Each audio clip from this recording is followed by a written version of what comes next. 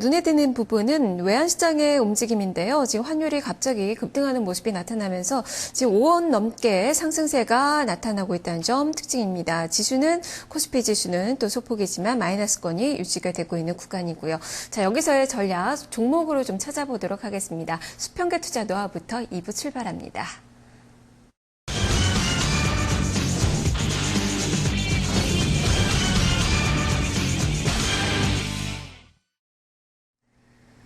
네, 수급 주체들의 평균 단가를 활용해서 전략을 세워보는 시간입니다. 신현식 전문가와 함께합니다. 전문가님 안녕하세요.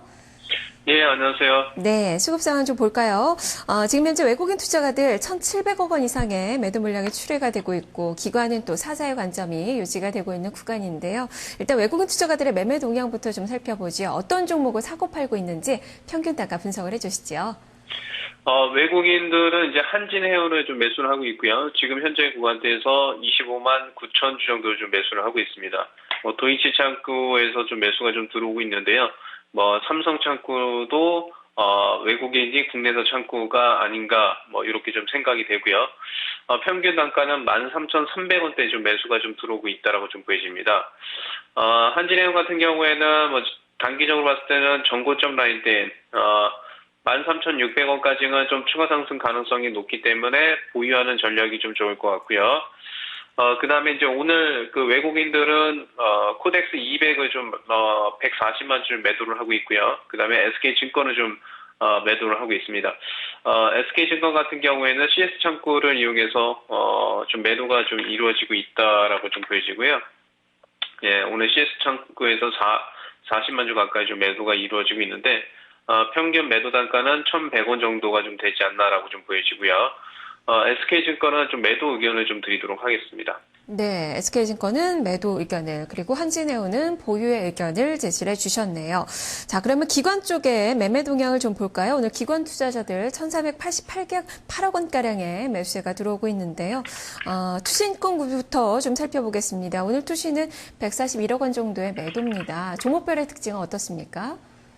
네, 오늘 그 오전장에 그 투신을 중심으로 해서 매도가 좀 가장 많이 나왔던 주식이 LG 디스플레이인데요. 그 물량이 한 16,000주 정도였는데, 오늘 LG 디스플레이 같은 경우가 이제 그 물량이 다시 매수가 좀 들어간 것 같습니다. 그래서 크게 지금 이제 LG 디스플레이 같은 경우에는 매도 물량이 나왔던 게 좀 축소가 되고 있다라고 좀 보여지고요. LG 디스플레이는 동양 창구에서가 그 투신권의 창구다라고 좀 보여지는데요. 요거는 단기적으로 28,700원까지 좀 보유하시는 전략이고요. 오늘 투신권이 가장 많이 매도하고 있는 것은 SK증권이고요. 아까 말씀드린 것처럼 SK증권은 좀 매도 의견을 좀 드리고요. 오늘 투신권 매수는 이제 그 현대그린푸드입니다. 현대그린푸드 같은 경우에는 이제 제가 지속적으로 좀 말씀을 좀 드렸던 것 같은데, 오늘 이제 대우창구를 이용해서, 좀 매수가 좀, 들어오고 있다라고 좀 보여지고요. 평균 매수 단가는 59,500원이 되지 않나 이렇게 좀 보여집니다. 제가 3일 전에 이제 말씀드렸던 부분은 이제 보유하고 반등시 매도 의견을 좀 드렸는데, 그 구간대가 지금이지 않나. 그래서 16,000원권부터는, 매도, 비중 축소 의견을 좀 드리겠습니다. 네, 지금 21선의 저항을 좀 받고 있는데 여기서의 매도 의견을, 그리고 LG 디스플레이는 보유 의견이 제시가 됐네요. 자, 다음은 연기금 쪽을 볼까요? 지난 금요일 날 팔았던 이 물량을 오늘 또 고스란히 되사오는 모습이 나타나고 있는데요. 지금 398억 원가량의 매수세 연기금 쪽에서 들어오고 있습니다. 자, 종목별은 어떤 종목을 봐야 될까요? 예, 오늘 연기금 매수를 가장 많이 하고 있는 주식은 이제 루멘스입니다. 루멘스가 삼성창구를 이용해서 8,000원대 좀 매수가 좀 들어오고 있다라고 좀 보여지고요. 루멘스도 저번 주에 말씀드린 것처럼 8,000원부터는 좀 매도가, 분할 매도가 아닐까 이렇게 좀 말씀드렸는데요.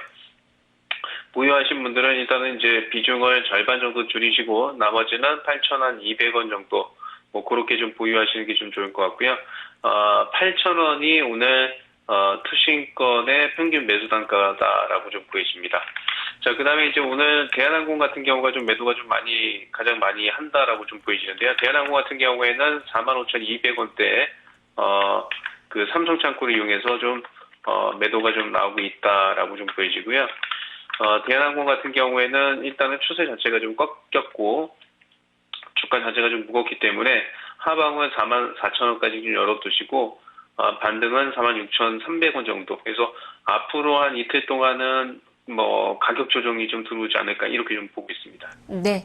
자, 이렇게 종목에 대한 이야기 다 들어봤는데요. 그렇다면 오늘장 전략은 어떻게 세워봐야 되겠습니까?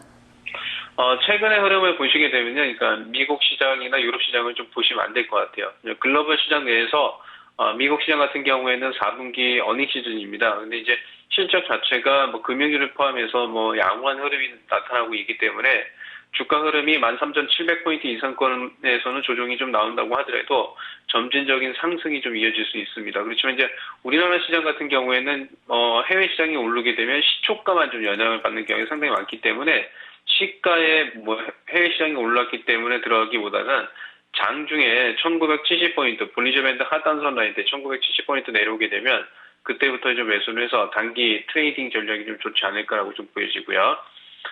코스닥 시장 같은 경우에는 이제 11선은 약간 깨면서 눌림목이 형성이 되면서 지금 올라오고 있는데 정고점 라인대인 517포인트까지는 좀 반등이 좀 나오지 않을까 이렇게 좀 예상이 되고 있습니다. 네.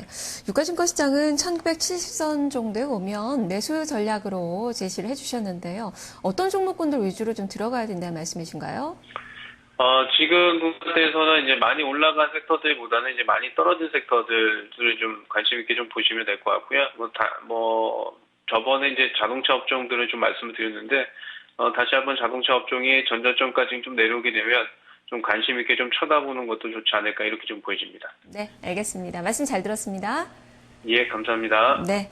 신현식 전문가와 함께 했는데요. 일단 유가증권 시장은 조금 더 밀리면 사자의 관점을, 그리고 낙폭과 대주 중심으로 매수 전략이 좀 더 바람직하다라는 의견이고요. 코스닥 시장은 위쪽으로의 룸이 조금 더 남아있다. 517선까지의 1차 목표치가 제시가 됐습니다. 수평계 투자 노하우였습니다.